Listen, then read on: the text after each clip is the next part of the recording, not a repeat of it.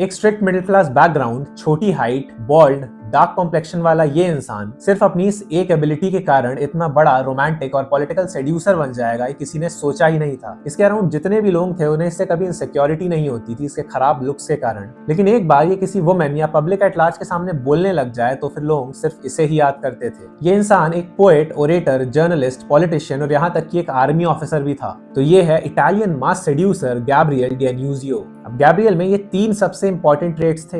एक बहुत magnificent voice, जिसे ये सॉफ्ट एंड लो रखते थे, और हर एक वर्ड बहुत क्लियर और एक फ्लोइंग रिदम के साथ कहते थे। लैंग्वेज के यूज से अपने टारगेट्स के माइंड में पोएटिक इमेजेस फॉर्म करते थे और अपने पॉलिटिकल करियर में भी ऐसे पोएटिक स्लोगन्स बनाते थे कि लोग उन्हें दोहराते ही रहते थे। एक बार किसी से कॉन्वर्सेशन हुई तो नेक्स्ट डे उसे पोएम लिख के भेज देंगे और सिमिलर पोएम्स को अपने टारगेट के हिसाब से मॉडिफाई कर देते थे। और इनका लैंग्वेज गेम इतना स्ट्रॉन्ग था कि क्राउड्स को अपनी बैल्कनी से ही स्पीच देके कैप्टिवेट कर लेते थे। और ये है रेक सेड्यूसर आर्केटाइप। रेक्स ये बात क्लियरली समझते हैं कि जैसे मेन विजुअल से अट्रैक्ट होते हैं, वैसे ही वुमेन वर्ड्स और लैंग्वेज से। इसीलिए ये अपनी वर्बल पावर को एक्स्ट्रा ऑर्डिनरी बनाते हैं। और यही मैंने अपनी आर्ट ऑफ सेडक्शन सीरीज के पार्ट 3 में इन डेप्थ एक्सप्लेन किया है। रेक सेड्यूसर आर्केटाइप से लिया जाने वाला सबसे इंपॉर्टेंट लेसन ये है कि एक रेक डायरेक्टली कभी किसी से कुछ नहीं मांगता, क्योंकि वो जानता है कि इस तरह से कभी कुछ नहीं मिलता। इसके ऑपोजिट रेक अपने टारगेट को इंटेंस अटेंशन और एप्रिसिएशन देता है, क्योंकि उसे पता है कि लोग अपनी नॉर्मल जिंदगी में क्रिटिसाइज्ड और इग्नोर्ड फील करते हैं। और जब कोई उन्हें अनडिवाइडेड अटेंशन और एप्रिसिएशन देता है तो वो उसके लिए कुछ भी करने को तैयार हो जाते हैं। नेक्स्ट रील में हम डिकोड करेंगे हिस्ट्री के ग्रेटेस्ट सेड्यूसर कैसानोवा के सेड्यूसर आर्केटाइप को।